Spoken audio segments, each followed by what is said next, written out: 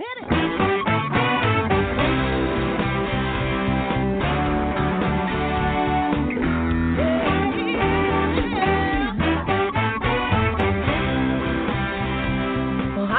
And welcome to Alzheimer Speaks Radio. I'm your host, Lori La Bey, and I'm so excited that you're joining us today. We are going to have a fascinating conversation as usual as we learn from people all around the world at all ages and stages of life. Stay tuned as we shift our dementia care from crisis to comfort. All right, here we go. What you think about, you will bring about.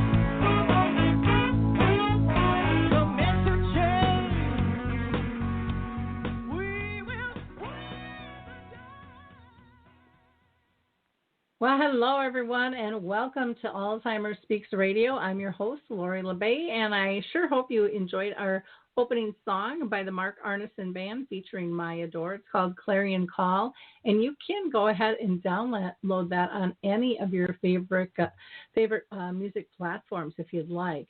For those of you that are new to our show, Alzheimer Speaks has always been about sound information, not just sound bites. We want to talk with people in the trenches that really know what the heck is going on and what is important, what has been important to them and what is important to others as well.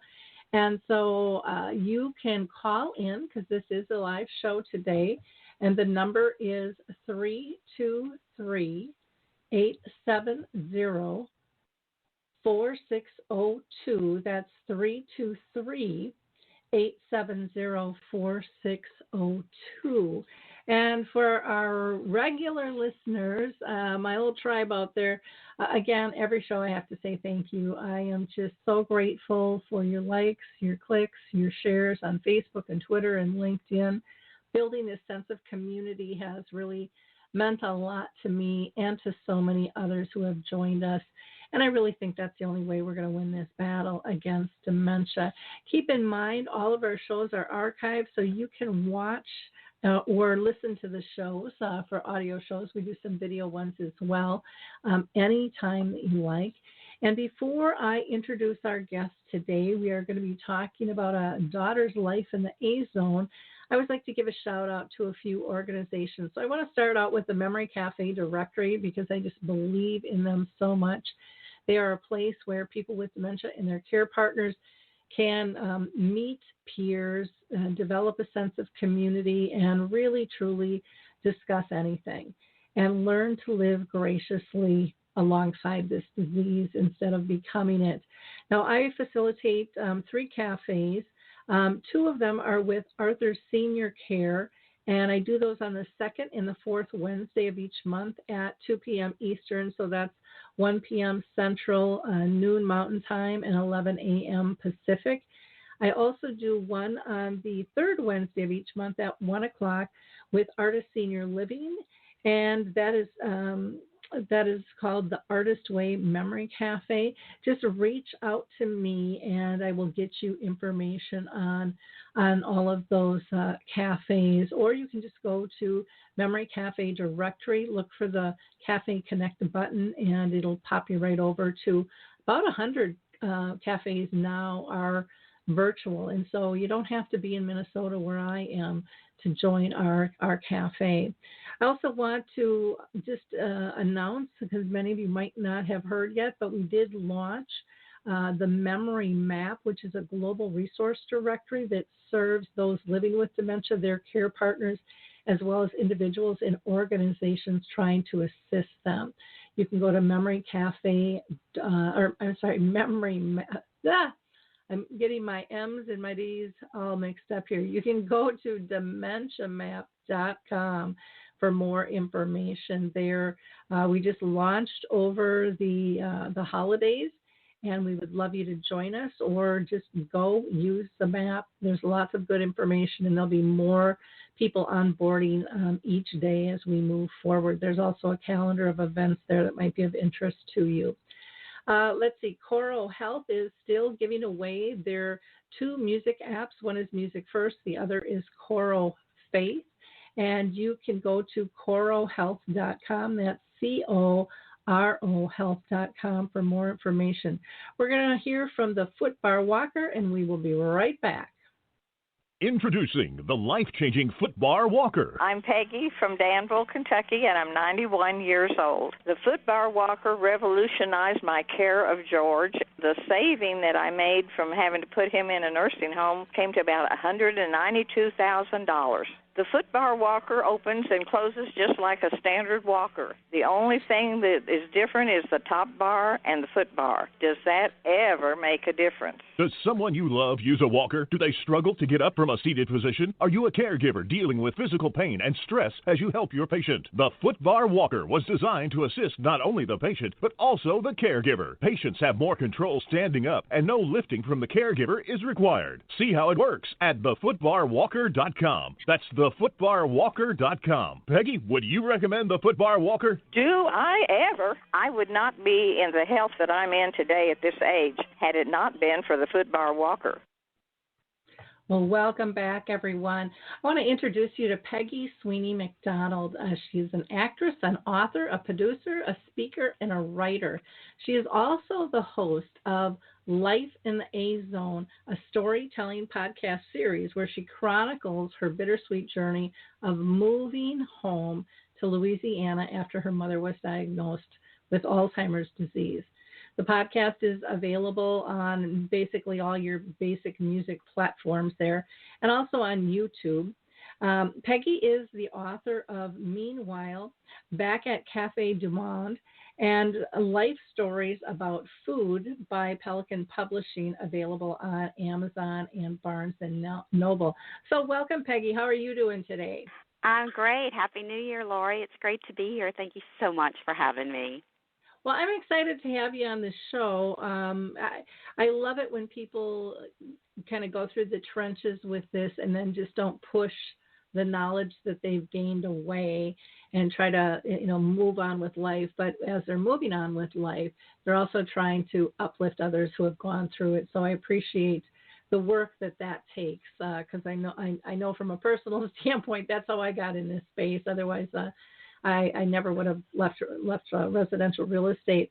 Now, I mentioned in your intro that your mom had dementia, but I'm wondering if you can tell us a little bit more about your own family and circle of friends. Have you been touched by other family members or people that you know with dementia as well? Yes. Well, the first kind of family member was my father-in-law. My husband's dad was diagnosed, and it was back, I guess, like 2012 or maybe a little before that, and we were in L.A. We lived in L.A., and he was in New York. And, I remember going to visit and staying with his mom when she had a stroke and helping with her and taking her to see him. And then he was in a nursing home.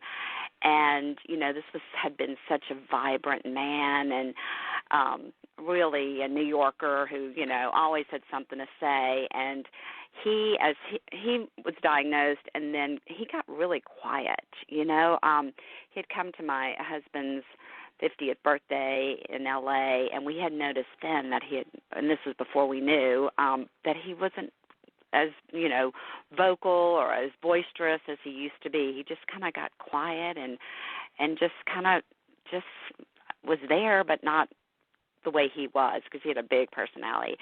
So then he was diagnosed, and his mom really took care of him until she could no longer. He had fallen down and in the shower, and she couldn't get him out, and finally he had been taken to the hospital and then was moved to a nursing home. So we had seen the progression and how horrible the disease was, and had seen how he, just went down and down and down until he was just like slumped over in a wheelchair and had, it was so sad. and then he passed away from Alzheimer's. So then, a couple of years later, we had noticed my mom, because my parents and my sisters all live in Baton Rouge, and I had left Baton Rouge when I graduated from LSU years and years ago. So I would hear from my sisters, or when I'd go back to visit and stay with my parents, we would just notice really how odd and strange my mom was, and I was hearing stories. My sisters would call me and tell me, what Mom had done, and we just really knew something was wrong. So I think we were in denial for a long time. We didn't want to accept it. And finally, I was coming back for Easter in April 2016. I was coming back to visit and go to a wedding, my cousin's wedding. And my sister said, when you're here, there's going to be an appointment for a neurologist. We all need to go. So me and my 3 sisters and my dad and my mom, we all went to the neurologist, and that's when she was officially diagnosed with Alzheimer's. And the same day, that afternoon, my husband called from L.A. and told me he had been laid off from his job as a manager of a stock brokerage firm. So we, that one day kind of changed our whole life. And when my husband called to tell me, he goes, I guess we're moving to Louisiana, because we knew how hard it was for him when his dad passed away and was struggling with Alzheimer's in New York, how hard it was not to be there. And I had told my husband, that if my mom was diagnosed, I really wanted to be of service to my parents. And it was time to move home. And so it was a big decision, and that was the beginning of my story. In fact, that is the decision, episode 1 in my podcast. And it was all about, my mom being diagnosed, all of us not walking out of that doctor's appointment and just just in shock and not really saying anything to each other because we were just in shock. And then the whole process of wrapping my head around going back to LA and selling our condo and uprooting our life and moving home to Louisiana after 36 years to be here. And we moved in with my parents, so we really lived it firsthand for 3 years before she passed away. It was a tough journey.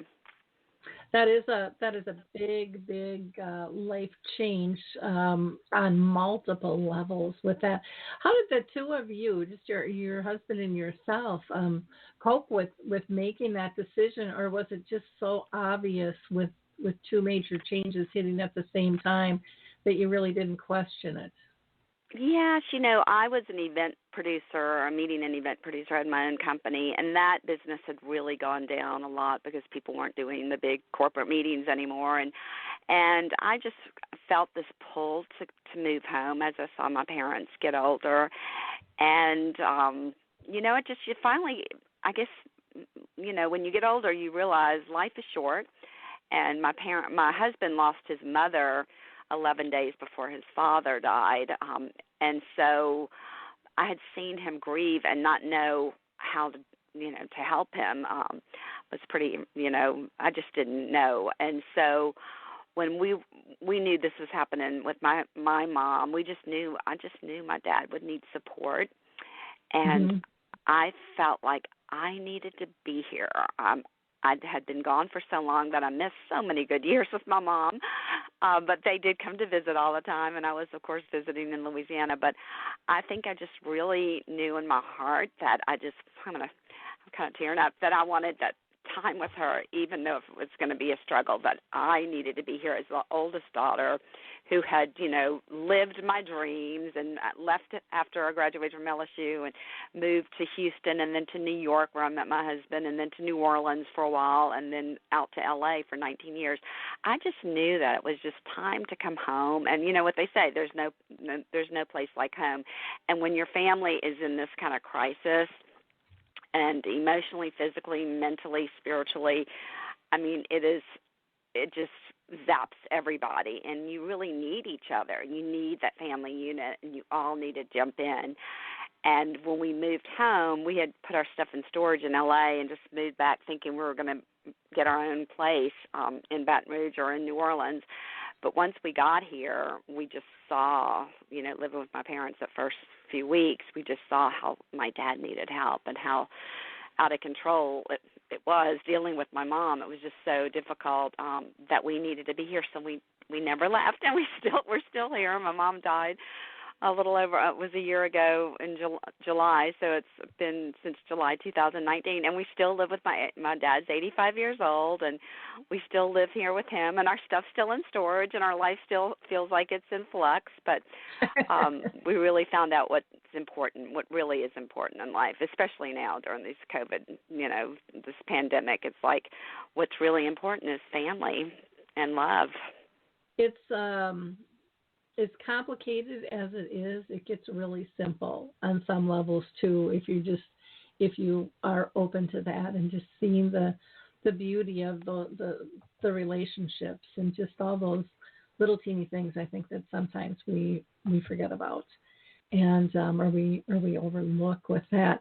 How did your dad feel about and your mom in terms of you guys moving in with them? Were they excited about that, or some people get a little apprehensive? She was so excited, and yeah, so excited. In fact, I just found the poster that she made the day we arrived, and it was crazy because I don't know if you remember, in 2016, August 2016, there was the Great Flood of Baton Rouge, and we arrived that Thursday night, and that flood happened that weekend.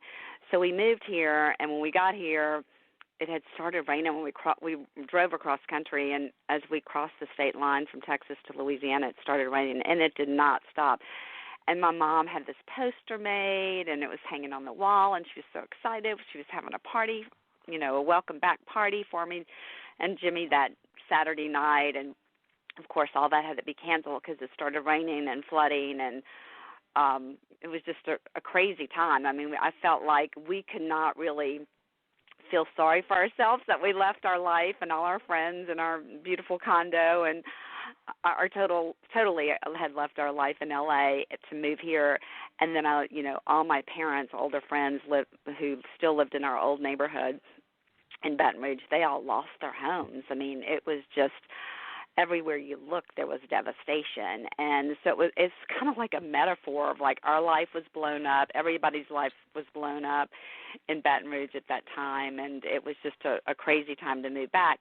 But that crazy time is when, we saw how off my mom was, and and we had to we live, the Amy River is behind my parents' house. They have a really big house, and so we have a little den upstairs, or my husband has his own TV room, and we have, rooms upstairs. So we kind of, there's enough room here for all of us. And my mom was so excited. She's like, y'all can stay as long as you want, and my dad too. They were so grateful to have, their oldest daughter home after all these years. But it was a really stressful time with, life in Baton Rouge because of seeing all these people lose everything. And so it really just kind of made it even more, it amplified everything of like, we're here for a reason. And we actually had to leave the house because we thought it was going to flood. The Amy River was coming up to our backyard and our back deck, and we had to like leave and go to my sister's house. And it was just a really crazy couple of days. But through those days, we saw how odd my mom's behavior was, how combative and angry she was, and she was just not the sweet Southern belle that, we grew up with. And she would give my dad such a hard time. And it was just like, this was so unfair to watch, him struggle. And it was just like, okay, I think we need to stay and we need to be here. So kind of made the decision for us that, this is what you signed up for, Peggy, and this is what you got to do. And there were so many days, Lori, when I was like, can I just get in my car and drive back to California and get our stuff out of storage and move into an apartment? I don't know if I can do this. Emotionally, it was so hard. And my husband would just like, talk me off the edge and say, remember why we came. We didn't come here for big jobs, or we didn't come here to, have a big social life. We came here to be of service to your parents. Remember, that's what you said you wanted, to be of service to your parents. So I learned a lot of lessons, a lot of compassion, and really trying to be grateful on every day that, and now, like I said, look back and I think, I would take one of those really bad days with my mom, just stay with her. Yep. I totally get that. My mom had dementia for 30 years, and although I didn't move in with them, they moved in with us for a little while, my mom and my dad. My dad had brain cancer, too, while he was alive for 4.5 years. And, it was just, it was one of those things people would look at you like, what are you doing? And it's like, how can I not do this? I mean, she gave her life to raise those kids, It's like, this is deserved. But, not everybody's set up to do that. Like my brothers weren't. They just emotionally weren't in that zone. And, you've got to really have your spouse on board too if you're married or in a relationship, or that can affect that as well. So there's so many different repercussions. So it's nice that your husband was on board. Now, I know things transitioned, and then you had to make a decision about could you really care for your mom at home, even though it was, you, your husband, and your dad. And people who haven't been through this sometimes will look through the window and go, well, how can 3 people not care for one? It's really easy. Absolutely. Well, my sister, Shannon, she's the attorney, so she's like the voice of reason. So she had been campaigning for us to move Mom to a memory care facility because, she knew how hard it was, but, I couldn't imagine. I just couldn't imagine that day that we moved her. I was just like, no, we're not ready. No, Mom's not ready. No, we're not ready. Dad and I weren't ready. We didn't think she was ready, but I really seriously think we weren't ready.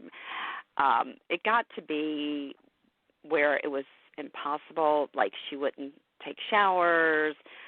She dressed inappropriately. She would walk out of the house. We had to set the alarm so that it beeped every time the door opened or closed. And she'd start walking away, and she would threaten my dad. And, she said she'd call the police. She's going to tell the neighbors that he was abusing her and go call the police. And, it was just every day because I was working this part-time and event planning job. And when I'd come back in the afternoon, I'd work a couple of days a week, and I'd come home, and he would say, he'd be sitting in the chair, and she'd be locked in her. She would lock him out of the bedroom, and he'd say, this was not a good day. It was not a good day.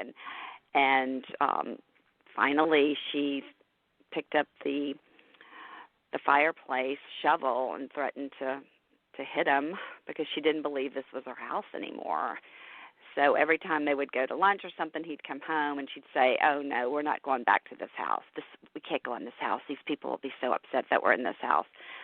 And he would say, this is our house, Sherry. And she just wouldn't believe it. And so she just finally, she's like, take me home. I want to go live with my mother. I want to get my own apartment. I want a divorce. And then one day she said, you're lying to me about this being our house. And she picked up the shovel and threatened to hit him. And once that happened, I remember just going up to the bedroom with my cell phone and texting my sisters. And I didn't even want to push send because I knew that was it. I knew that when I pushed send and told my sister over, they would move her. The decision would be made to move her into a memory care. And of course, we were worried about him. Like if he had been taking a nap in his chair and she had hit him, I mean, she could have, I can't even imagine what would have happened, but we would have felt really bad. And the toll it was taking on my dad, just watching him, just like he was, just really struggling, and physically he needed a knee replacement surgery. So, I mean, we needed to take care of him too, and he needed to take care of himself, and I needed to take care of myself. It got to be where I was just emotional wreck and had gained a lot of weight. I wasn't working out. It was, I felt just like there was no hope because our life was so all about living in the A zone, living in the Alzheimer's zone, and it just got to be where it was so unbearable. Each day was such a challenge. So the day we moved her it was, that was pretty much a very tough decision and one of the hardest days of my life. And my sister Shannon and her husband took Mom to the memory care under the guise of, like, we're taking her to brunch. And we had already moved in, that week. We were going to the room and fixing it up and putting pictures and making it pretty. And it was just, it was a hard time. But immediately, she got the care she needed. I mean, she was getting bathed regularly, and they were making her eat, and so we saw, and she had activities, because one of the things, my mom was bored to tears, Lori. I don't know if my mom was like a 2-year-old that needed to be entertained, 15 hours a day. She would be going, what are we doing? What are we doing? Where are we going? We got to do something. I got to do something. Let's go to lunch. Dad would bring her to lunch, and then they'd come home. She goes, when are we going? Where are we going? What are we doing? I'm not going to sit here all day.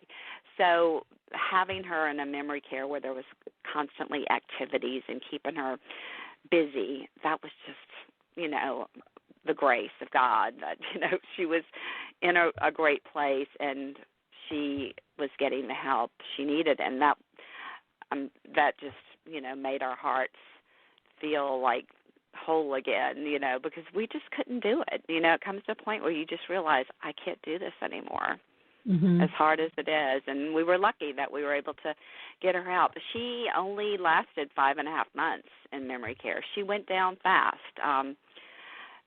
She did okay for a couple of months, and then, she really started losing weight, stopped eating, and she went down really fast. And, I'm so grateful, that she didn't struggle for a long time, especially now with COVID. If she had still been around in the memory care during this time and us not being able to go see her, I can't imagine. I just can't imagine how tough that is for families, and how tough it is for the people the patients in memory care, the Alzheimer's patients. I mean, they don't know, and they'll not have family being able to come and be there and be in front of them. I just can't imagine. So we're very grateful that she did, have a transition, and I know she's in a better place, and we're still learning from her. I still, get lessons from her all the time, and I think that she helped me write these stories that are in my podcast. I really do. No, I totally get that, because my mom's been gone since 2014, and I feel her presence all the time, or hear her voice, or just feel guided by her, and surrounded with her. And I think she lasted 30 years because there was a lot to teach, And absolutely. It's weird, because when she passed, I mean, we're so grateful she wasn't suffering anymore. But it's just that loss is just. The grief just, I don't know, everybody experiences different, but I just wanted to, crawl into bed and never get out. But, of course, you have to. I always thought, when I lose my mom or my dad, I'm going to be in the fetal position in the corner of my bedroom, hysterical, and not be able to move. Well, you have to show up, especially right after. You have to make the plans and the memorial service and her ashes, and go through all that and clean out her stuff. But it was really tough. My husband and I got to go to California and see all our old friends a couple of weeks after. We were blessed. One of my friends works for an airline, and she gave us a couple of buddy passes, and we were able to go be in California again and be at the beach and rent a Mustang convertible. And it was just like so healing to see all the people we loved who we hadn't seen in years. And then coming back, I just kind of was in this funk, and I had been thinking the whole time, all those years, being here, I kept thinking, I need to write a book about, my journey home to Louisiana and all the lessons I've learned, and the struggle and the victories. And so I just would look, though, every day at my laptop, and I would think, I need to write today. And, of course, I would do anything I could to avoid it. Go eat, go cook, go to the grocery store, go for a walk, eat some sugar. I mean, just totally would avoid it. And then the Louisiana Book Festival is coming up in November of 2019. And I really believe, because I never really look at the newspaper. My dad still gets the newspaper. And I picked it up and saw the book festival was going to be in 2 weeks. And I said, oh, look, let me check it out, because I had been a presenter at the book festival when my Meanwhile Back at Cafe Du Monde book came out years ago, and I like to go and support the writers, and they also have these classes. So I saw there was a class, a memoir essay writing class for 3 hours, and I thought, oh, I should go take it. And then I thought, oh, I don't know. Then it kept like popping up in my mind, and I really believe it was my mom going, go take that class. It'll make you feel better, Peggy. You need to take some actions. I can hear her saying that. You need to do that.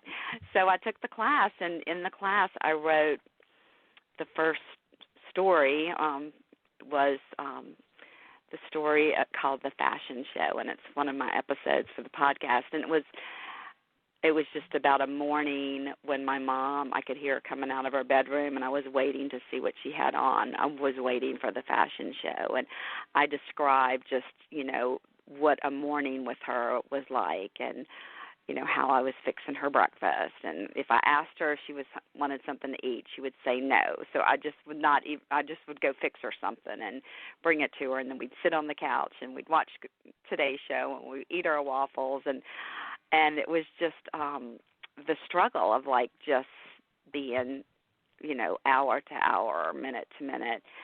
And when I left when I read the story to the class, I started crying, and I looked up, and the instructor and all the people in the class were crying, and the instructor said, "Did you just write that, Peggy?" I said, "Yes." She said, "Oh my gosh, you have to write a book. It's going to help so many people, and you have to do this." So I left that day, and I have to tell you, Lori, I felt 20 pounds lighter. I felt like I had a spring in my step. I felt like I had purpose. I felt alive again, and I totally believe that was my mom saying, go take that class, because that class just changed my life. I started writing these stories and was writing as a memoir, and then when COVID happened, I was like, I don't know, I just didn't have it in me to start querying for a book deal and deal with rejection. So I had this idea, maybe I should just podcast these stories and get them out now, because I know from the experience of having a book, it's a long process, and it would be like a year and a half to 2 years before I would ever, hold the book in my hand, much less get it out there. So it's like, you know what, I could podcast these stories. I had no idea. I had heard a couple of podcasts in my life, and I had no idea what I was doing. But I mentioned it to some girlfriends on July 1st, and one of them knew a studio in Baton Rouge that could help me get it started. So I went and taped the first 3 on my birthday, July 21st, and it came out. The first one came out on July 29th. And it's been just like this amazing journey sharing these stories, and so many people identify and relate, and it's been just a beautiful experience, and it's all a gift. I think it's all a gift from my mom. Mhm. Well, that's wonderful. There's another podcast. I don't know if you've ever listened, and actually hers is a video called Dementia Land with Suska, and she talks about her journey with her mom too. And she always tells stories, but she has visuals to go along with it. And they're actually working on a movie. She's working on a movie with a German director. But really uplifting and kind of puts a funny spin on everything, and really is very transparent herself in terms of their relationship and what had to change to make it work and why it was so beneficial. And, there's always these, sweet, sweet stories have such powerful, powerful lessons wrapped in each and every one of them. As do yours. I know people say that about mine as well. I had to chuckle when you were talking about, going to a writing class, because I did the same thing. I've just not written the book yet. I've got one story that's pretty much ready to go, but with everything else I do, I just haven't had the time and I know it's hard, isn't it? Well, yeah. I know, because I want to go back and finish the book, and because there was a lot when I was writing the memoir. It was a whole section after the decision when my mom was diagnosed that day, how I went back to California and closed out our life there and our journey driving across country. I mean, I left all that out because I wanted to keep that for the book, and there's a lot more that I didn't podcast, and that is on my 2021 intention list of going back and getting this all together and get a book proposal and try to query it, because I'd like to get it out there. But, you know, the thing is with the podcast, you're right, it's just like a lot of work. And, you know, I only went to a studio to help me tape the first 3, and then a friend of mine, my friend Nancy, who's a voiceover artist, she told me, you know, you can do it in your own closet. Just go get the microphone. She helped me order a microphone off of Amazon, and she helped me with the software, the Audacity, so that I now, like, tape it in this we have this big, like, walk-in closet, so I turned it into my little studio, and I come in here, and so the stories I had written months and months ago, so I'll pull out a story, and they're all kind of in order. I knew what the order was, and even though I didn't write them in order, and I pull out a story, and I'll look at it, and I'll add some stuff to it or change it a little bit, and then I'll go in and record it over, like, 2 nights, and then I usually spend about a day editing, you know, cut and pasting the best takes, and then I send it to a sound editor in Bulgaria who puts the music and the intros and the sound effects in it, and then sends it back to me, and then I upload it, and then once it's out there, you have to start marketing it. So it is a lot of work, you know. And I took a break over the holidays, so I'm back to doing episode 20, which is the episode when my mom passes, and I had such resistance. I didn't write that episode yet, so I've just been writing it this week, and it feels weird to have taken a break from my podcast for 3 weeks, but I kind of wanted to just really enjoy the holidays this year, because last year the holidays were so depressing after my mom wasn't here for the first time last year. So this year I was just like, okay, I just need to be present and enjoy the holidays and decorate the house this year, which we didn't last year, and so I took this break, and I've just finally sat down and started writing this next episode. And then I need to think about what's next, you know, because I think, as you know, once you've been touched by dementia or Alzheimer's, it's always part of who you are and how you look at life. And going forward, I'll still share my life stories and, you know, my mom's influence and the influence of Alzheimer's on my heart and on my everything, mentally, emotionally, you know, physically and spiritually. It's all going to be a part of how I live my life and how I share my stories. Yeah, it's the stories are so powerful when you talk to, you know, about the class reacting to your story, you know, in tears. Again, stories are so powerful, and they just kind of, I think they just flow out of us, and they heal us, but they also get people to change their perception of what dealing with this is really, really like. And again, I had the same thing where everyone was crying, going, "Oh my gosh!" You know? I know, and that's what's so weird. It's like when you know, I just think. Of course, I have so much fear, like, oh, I'm not a good writer, and, you know, no one's going to listen to what I want to say. And then when I get, like, all this feedback, and especially because, you know you're going to get some good feedback from your friends and family, but when strangers, you know, write little messages on my podcast or give me reviews on Apple Podcast, and these are like strangers that I don't know that are so identifying and relating and saying they're laughing and they're crying and they've been touched, and it's just a beautiful thing. My dad was talking to someone, because my dad's still a headhunter at 85 years old. He still places people in the industrial sales industry, and he talked to someone he hadn't talked to in years, and he got off the phone the other day and he said, you know, I was talking to this guy in Kentucky that I knew years ago in the business, and his wife has been listening to your podcast. And I said, well, Dad, how does she find out? He goes, I don't know, maybe from my Facebook or LinkedIn or something. So, and he said, you know, her mother has Alzheimer's, so she's so identifying. And then my dad was walking in the neighborhood, and he saw a neighbor, and she reached out to me on Facebook like an hour later and said, oh, my gosh, your dad just told me about the podcast, Life in the A-Zone. And I went on and listened to it. And, oh, my gosh, Peggy, my mom has dementia, alcohol-induced dementia. And she said, you know, she's in memory care. And I just listened to the first 2 episodes, and they helped me so much. I'll continue to listen to them. So just those things, those moments are when you know, wow, I was supposed to do this, and this is such a gift to share my story, because it is helping other people, but it really has helped us. I have to say, my dad never cried until I started reading him my stories.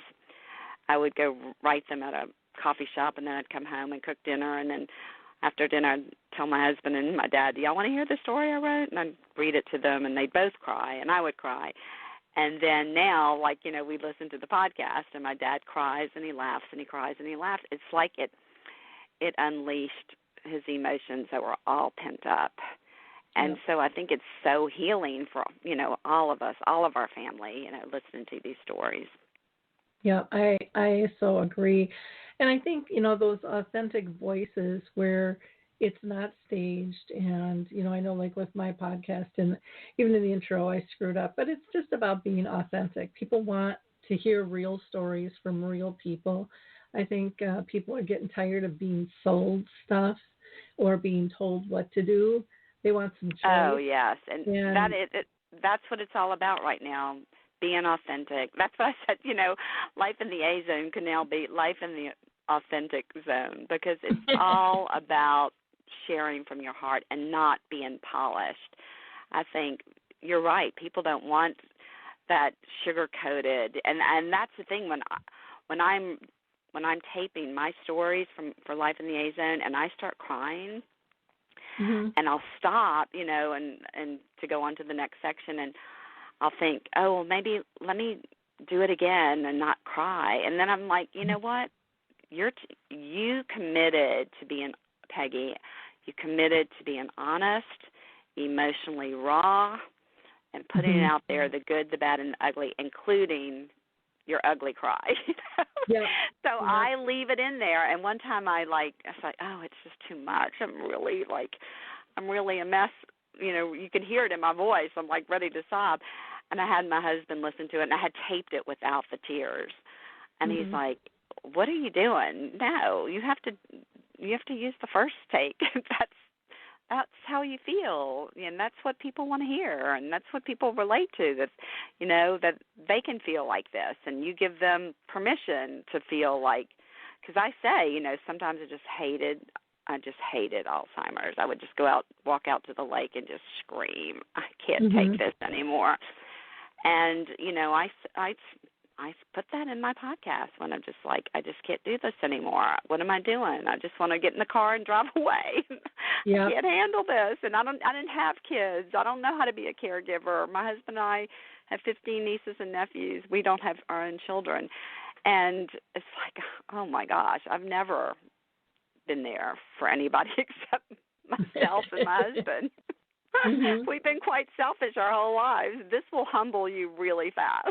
Alzheimer's is the great humbler.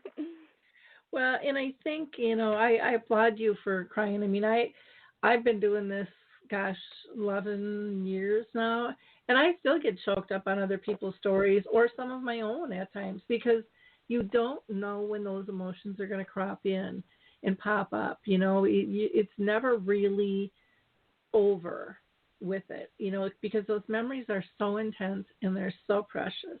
And depending on how much sleep you got, and how much is on your plate and your overall emotional well-being, and are you feeling supported, and, what other stressors are you under, all of those things come into play in your life, and they can trigger something. Absolutely. And, you have to take care of yourself, because and that's the thing, caregivers forget to take care of themselves because they're taking care of somebody else. And, I just wrote an article for Jean Trebek, Alex Trebek's wife, has Inside Wink. It's an online magazine. And I knew her when I lived in L.A., and she asked me to write an article about how I created and how I was inspired to do the podcast Life in the A Zone, and to give some tips on self-care tips for the caregiver. And, of course, my fear is like, oh, I'm not an expert. I can't give any tips. And then I thought about what were the things that did keep me going. But now when I look back, I was like, oh, wow, I wish I had done those things more. Mhm. So, like take time in the morning and evening to pray or meditate, even if it's for 5 minutes, 3 minutes. Yep. There's so many guided meditations on YouTube that are like, 3 minutes, 4 minutes, 5 minutes, 10 minutes that you can use when you go to sleep at night or first thing in the morning before you get out of bed. And then keeping a gratitude journey, journal, write down 3 things every day that you're grateful for. And sometimes it's really hard to find 3 things. I'm breathing today. Yep. I had a good dinner. My mom smiled at me, and I got a big hug from her. And getting outside and walking and getting some sunshine, even if it's just around the circle in front of your house. Sometimes, because we live in a cul-de-sac, sometimes it was just going outside and walking around the circle 2 times and just getting a little sunshine. And then music, playing music. And that music was such an important part, not only for me, but my mom loved music. Mm-hmm. She loved music. She loved to dance. So we would watch Dancing with the Stars or The Voice together, and we would clap as if we were in the audience. She just loved that.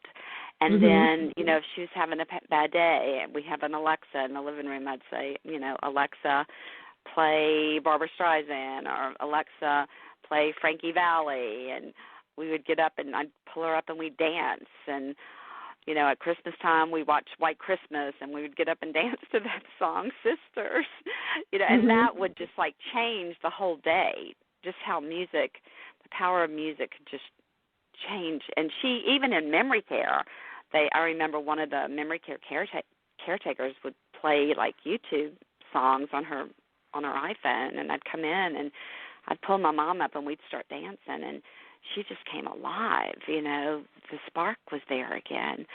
So I think, and I really feel like that about music for myself, if I'm having a hard day, or if I'm missing her, playing some music, not the Barbra Streisand sad music that will remind me of her and I'll cry, but some music that's uplifting, like the Frankie Valli music, that's fun and uplifting and puts a pep in your walk and just, get out there and walk and just pray, and sometimes I'd be angry at God, and I would just say, this isn't fair. Why is this happening? And I would feel better by the time I would get back to the house because I had taken an action. Just taking an action is so important.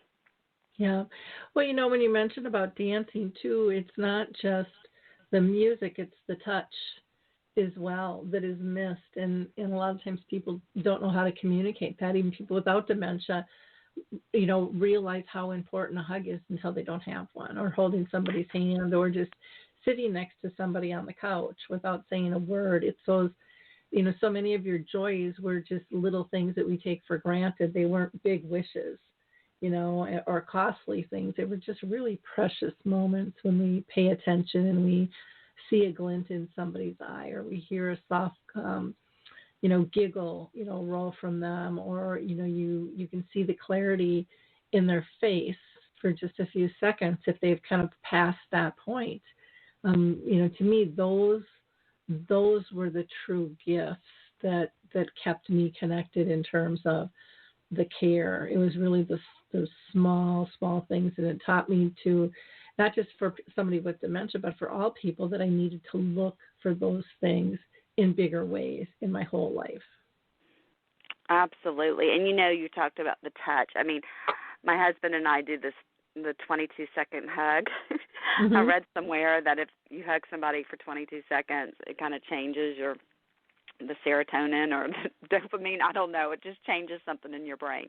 And so that's one of the things that, we would do when he'd hear me, Mom and I arguing downstairs, and I'd come upstairs, and I'd be trying to get her to take a shower, and she was just awful, and it would just be awful. And I'd come up, and he'd say, sounds like it's tough down there, and he'd say, you need a 22-second hug, and I was like, yes. And, he would count. We'd hug, and he would count the 22 seconds, and he would not let me go, and I'm telling you, it changes something because you feel better. And we do that now. Like if I'm having a hard, still if I'm having a grief day and I'm having a hard time, especially during the holidays, Jimmy would say, you need a 22-second hug. And I'm like, okay, yeah, we needed to stop and hug each other. But one of the things about what I would needed from my mom when she was in the memory care and once she moved out of here is like when I would go see her at the memory care and I'd go, Mom, you want to go lay down and take a nap? My thing, one of the favorite things to do was to get in her bed. She had a double bed, and just get in the bed and spoon with her and have my arms over her waist and just listen to her breathe. And soon we'd be breathing, the same pattern, and just hold her and touch her hair and rub her hair, her shoulders, and I would feel the love from her, and I know she felt the love from me. And just spooning with my mom, that was just one of the things I really miss. And it was interesting because all my sisters, we all reacted different. And when we'd visit her, everybody, visited her. Their visits were different. Mine, especially towards the end, I'd go, you want to go take a nap? Because I just needed to hold my mom. Yep. No, I totally get that. I totally get that. I remember one gal calling in or writing me on the blog and saying, her mom had dementia and she was caring for her, and then she ended up getting, I believe it was cancer, and so she had to step back out of her role. And then when she came back in to really be able to connect with her mom had really declined, and she was just really in the fetal position, and she was just crushed. And she's like, what do? I want to hug her. And I said, well, do that. And she says, my family's not huggy. My mom wasn't. And I said, one of the things I hear the most from people is regretting not showing affection. And I've heard that for years, even when I was in real estate and I worked with the senior market, just those conversations would come out. And so I remember I was at a conference and she emailed me back and she was so excited. And I started bawling. It could still make me cry now. But she said the connection was so strong. She said it was life-changing for her to be able to crawl in her bed and just hug her mom and tell her how much she loved her. And it gave her strength, and her mom reacted to her touch where she hadn't before. And so, it's those little teeny weeny things that are so critical. And, we have to stop letting society or others judge us in terms of what works or what doesn't for us. People, my mom and I used to have that saying, when I'd come, then when I'd leave, I'd go, see you later. And she'd go, alligator, and people are like, oh, that's childish. I love it. and and I would just go, don't judge us. This gives her comfort. Oh, absolutely. She is back in time, but there's so many people that believe you can't do anything that was done in your childhood. Well, you know what? Wake up. That's a memory. That's a memory. Absolutely. Well, it's this past holiday, last year was just, we didn't even put up a tree in this house. I mean, my dad had just had knee replacement surgery right before the holidays, and I was getting ready to have surgery at the beginning of January. So my sisters are like, aren't you going to put up the tree? Mom would be so upset. And I was like, no, we'll come see your tree. I just could not imagine pulling out my mother's ornaments. But this year we did. And my mom had all these decorative Santa Clauses that she had put everybody's name on. Like she had assigned, she bought them through the years. She'd go, this one be for Peggy, this one's for Shannon. So all of us, the four daughters and their kids, all had a Santa Claus with my mom's handwriting on them. So when we pulled out the Christmas decorations, I said, well, everybody needs to get their Santa Claus. So I wrapped all of those Santa Clauses, and I put them under the tree. And so everybody got a Santa Claus this year, which was the last gift from my mom. Oh, and very cool. Everybody got it at Christmas. And you would have thought they got diamond rings. They were so excited. And they all were appropriate, whatever the theme of the grand. And my husband and I, he's Irish and I'm Irish, and so we got Mr. and Mrs. Irish Santa Claus. And I had put ours up on the shelf, when I decorated. So, of course, I didn't get a gift on Christmas from my mom because we had already, had ours up on the shelf. And then 2 days later, I was cleaning out this closet because my sister Shannon's daughter's having a baby, and she wanted me to find my dad's christening gown. We know it somewhere, but we can't find it. I was going through my little recording closet because there's some boxes in here, and going through it, and I couldn't find it. But I did find a doll that I had, the Rebecca of Sunnybrook Farm, Adam Alexander doll, from when I was 10 years old. Now, my parents have moved 4 times since I lived in the house where I got this doll. Wow. And my mom must have moved it for me, and I never had kids, so for some reason she kept it for me. Mm-hmm. Never had kids to give it to.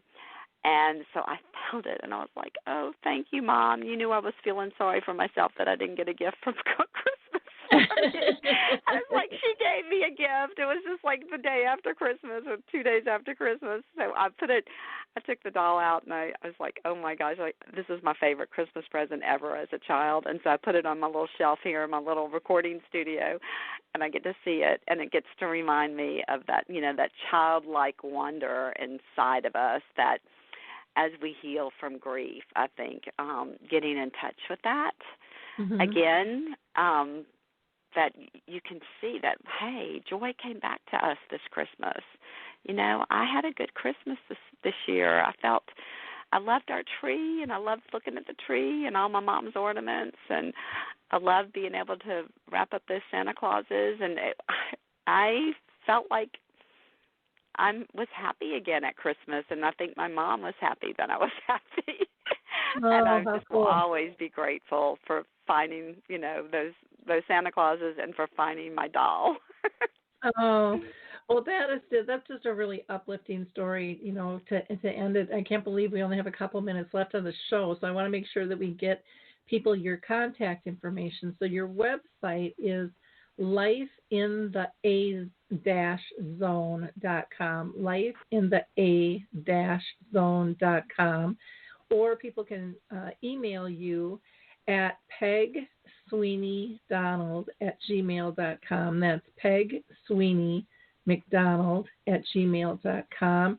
And then you are also on Instagram at Life in the A Zone Podcast, and on Facebook as Life in the A Zone, or Peg Life in the A Zone, and then also on Twitter, Life in the A Zone. So people have lots of different ways to reach you. Did you want to give a phone number out as well, or do you prefer? Yeah, and the Twitter is at Life in the AZ. You only have so many characters. So it's Life in the AZ, and there's another Life in the A Zone on Facebook. So you have to look for the one that has Life in the A Zone, and it has my little picture with my mom is my logo for the show, and of course the podcast is on Apple and Google and Spotify and Pandora and iHeartRadio. It's on all the regular places, and on YouTube. I have some of the podcast stuff on my phone number is 310-709-2851, and love to connect with anybody who's struggling or has something to tell me about their journey, and because going forward, I need to figure out what my format's going to be for Life in the A Zone podcast, because this one, episode 20, coming up next week, is the episode where my mom passes away, and we all were there with her in the room, and it's like a slumber party. We all spent the night, and that was the last night. So I'm getting ready to share that story, but I hope to do interviews, in the future. And Lori, you're going to have to come on my podcast and be my guest. And thank you so much for having me here. It's just wonderful. And thank you for everything you've done. I just got on Dementia Maps with the podcast. I put all the information on there. Wonderful. And I really want to check out the Memory Cafe, especially the Artist's Way Memory Cafe. That sounds fantastic. Well, good. I hope you can join us, and thank you for joining the Dementia Map. I really encourage people to check that out as well. We do need to wrap up here, so again, thank you to all our listeners, and if you need to reach me, just go to alzheimerspeaks.com. That's kind of our mothership there. There's a big contact button up top, And there's also a big graphic to be able to get to Dementia Map as well, and set up a tour if you want with myself, so I can show you all about the site. Have a wonderful new year, everybody, and stay safe, stay healthy, and may many blessings come your way. Bye now.